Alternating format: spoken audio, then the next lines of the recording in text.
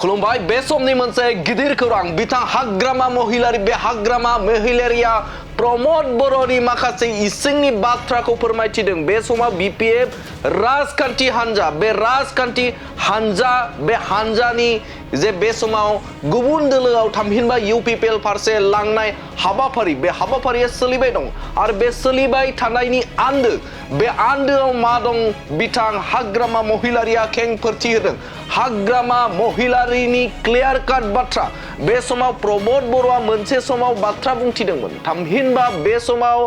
अजद होदों बिथां हाग्रामा महिलारि बिथाङा प्रमद बर'आ सिगांनि सानाव बुंथिदोंमोन जे बे समाव बीपीएफ राजखान्थि हान्जानि गोबां दैदेनगिरिफोरखौनो इउपिपिएल राजखान्थियाव लाबोनांगौ आरो बिथांमोनखौ लाबोखांनायनि उनाव जगदान जाखांनायनि उनाव बिथांमोनखौ डास्टबिनाव गारनांगौ होननानै बाथ्रा बुं प्रमद बर' बिथाङा आरो बे बाथ्राखौ बुंथिदों थामहिनबा बे समाव अजद होदों बे बाथ्राखौ सिगाङाव बुंदोंमोन होननानै अजद होदों बिथां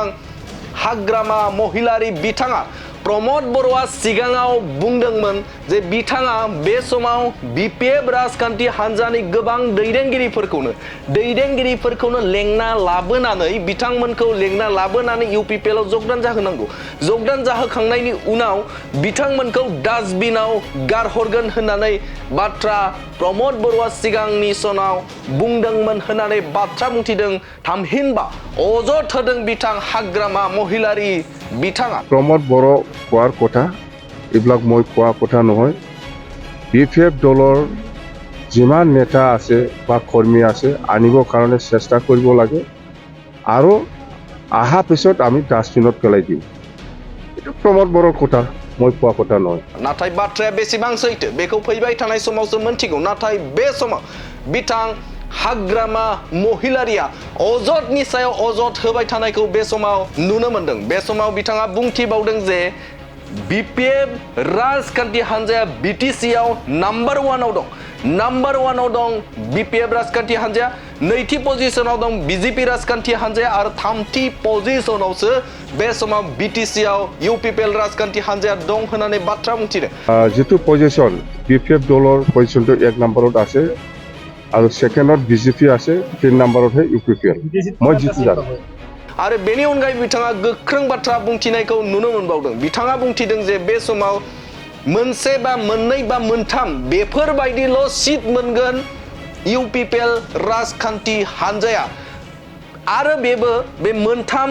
बा मोननै बे सीट मोननायाबो बिथांमोननि खाफालनिसो बाथ्रा होननानै बाथ्रा बुंथिदों बिथां हाग्रामा महिलारि बिथाङा खाफालनिसो बाथ्रा होननानै बुंथिदों बिथां हाग्रामा महिलारि बिथाङा इउपिपिएलआ बीटीसी बिसायख'थियाव मोनसेनिफ्राय मोनथाम खोब मोनथारोब्लाबो मोनथाम मासि मोनगोन मोनथाम सीटआवल' बिथांमोना देरहासारनो हागोन आरो बेबो खाफालनिसो बाथ्रा बीपीएफ राजखान्थि हान्जायानो श्रेष्ठ गोजौसिनाव दं गासिबनिख्रुइबो गोजौसिनाव दं आरो 25 सीटनि गोजौआव बे समाव बीपीएफ राजखान्थि हान्जाया मासि मोनगोन होननानै बाथ्रा बुंथिदों बिथां हाग्रामा महिलारि बिथाङा आरो बेनि अनगायैबो खाम्फा बरगियारि आरो चन्दन ब्रह्म बिथांमोनखौ बुंथिदों जे बिथांमोननि लाइफआ थामहिनबा बिथांमोननि राजखान्थियारि थासारिया खोमसि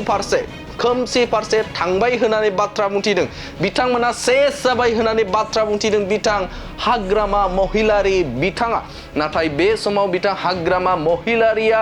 रोखा बाथ्राखौ बुंथिदों जे बे समाव बिथांमोननि जे राजखान्थियारि थासारिया जोबोदनो मजबुत जागासिनो मेंनाय गैयै जिरायनाय गैयै सानफ्रोमबो जिरायनाय गैयै बिथांमोना फोसावदिं हाबाफारिखौ लागासिनो दं होननानै बाथ्रा बुंथिदों बिथां हाग्रामा महिलारि बिथाङा दानिया फैदो बिथाङा मा बाथ्रा बुंबावदों आबुङै नोंथांमोननि सिगाङाव होनि আমাৰ सालबारि ब्लक বিএসইউ ইয়থ আৰু ওমেনৰ যেটো কৰ্মশালা খুব ভাল হৈছে আৰু আমি অততে বিপিএফ দল হিচাপে আগন্তুক নিৰ্বাচনৰ কাৰণে আমি খুব মানে জিৰণি নোলোৱাকৈ আমি কেম্পেইন কৰি আছো ওয়ার্কারসকলৰ লগত আমি আলোচনা কৰি আছো খুব ভাল আমাৰ সালবাৰী ব্লক বিপিএফ হিচাপে খুব ভাল পজিশনত আছে আমি জিকিম এই 2025 যেটো নিৰ্বাচন হ'ব বিটিসি নিৰ্বাচন ইয়াত সালবাৰী হিচাপে জিকাটো 100% আৰু সালবাৰীত যেটো পজিশন বিপিএফ দলৰ পজিশনটো 1 নম্বৰত আছে আৰু সেকেন্ডত বিজেপি আছে 3 নম্বৰত হে ইউপিপিএল মই জিতু জানো বিটিসি টোটাল আমি 25 কমত নাপাই আৰু এন্টায়াৰ বিটিসি যেটো পলিটিক্যাল ৰাজনীতি যেটো পৰিবেশ পজিশন মততে আমাৰ বিপিএফ দলে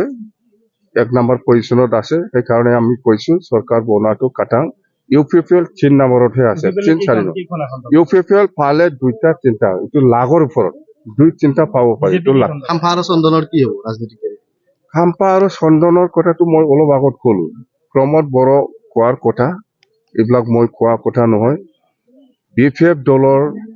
যিমান নেতা আছে বা কৰ্মী আছে আনিবৰ কাৰণে চেষ্টা কৰিব লাগে আৰু আহা পিছত আমি ডাষ্টবিনত পেলাই দিম এটা ৰমদ বৰ'ন কথা মই কোৱা কথা নহয় এটোতো চন্দন আৰু খাম্পাৰটো ভৱিষ্যতটো শেষ বিটিসৰৰ শেষ ইউপিপিএল ৰমদ বৰ'ন বা ৰংগৰা নাৰ্জাৰী বা আমাৰ ইউজি ব্ৰহ্ম এই খাম্পা এই চন্দনে বা এই হিতেছে ইউপিপিএলৰ বিৰুদ্ধে কি কাম কৰিছে কৰা নাই হেতু কেতিয়াও পাহৰি নাযায় আমি জানো সিন্ডিকেটটো আজিৰ কথা নহয় আগৰ পৰাই চলি আছে আৰু আজি চন্দন আৰু খাম্পায়ে যেটো হাইকোৰ্টত পিআইএল দিছিল কেছ কৰিছিল বিটিআৰৰ এগেইনষ্টত এটো আজি হিয়াৰিং হৈ আছে এটো কোনবা ইউজি ব্ৰহ্ম কোনবা এই ৰংগৰা বা কোনবা এই কিবাটো পাহৰি যায় প্ৰমোটে এইবিলাক কি নাটক এইবিলাক পাহৰি যাব এইটো বাদ দে এইটো উল্টাহে এইবিলাক উল্টা কথা কোৱা মানুহ আসল কথাটো ইউজি নকয় কেতিয়াও আসল কথা নকয় ইউপিপিএল দল নাথাকে বিভিন্ন ধৰণৰ সিন্ডিকেটটো ইউপিপিএলৰ যিবিলাক লিডাৰ কৰ্মী এমচিএলএ ইহঁতে কৰি আছে তাৰ কি প্ৰয়োজন আছে মোৰ যদি প্ৰয়োজন আছে মই থাকিলে হয় আমাৰ বিৰোধী হিচাপে নেতা একজন আছে সি আছে বাস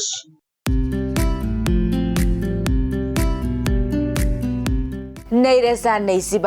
22 मायथाइनि गोदानै मुं थिसननायनि थाखाय गोजोनथाव खौरां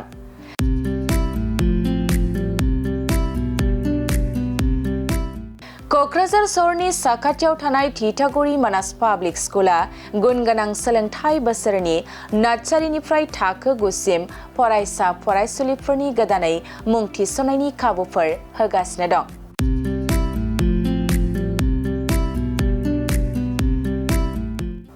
गुन गोनां सोलोंथाइ होनायजों लोगोसे थिथागुरि मानास पाब्लिक स्कुला basic computer education English speaking environment आरो मोजां सोलोंथाइ गोनां फोरोंगिरिफोर दं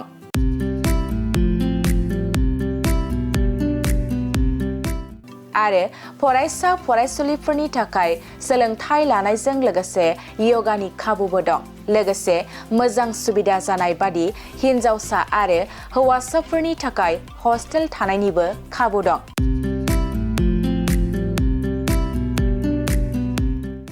बेनिखायनो नोंथाङाबो नोंथांनि गथ'खौ गोदानै मुं थिसनोब्ला थिथागुरि मानास पाब्लिक स्कुलाव मुं थिसननो हागोन नोंथाङा आबुङै मिथिबावनो थाखाय 6000853288 6000489621 आरो 9101008849 जानबुं नम्बराव खौरां लाहरनो हागोन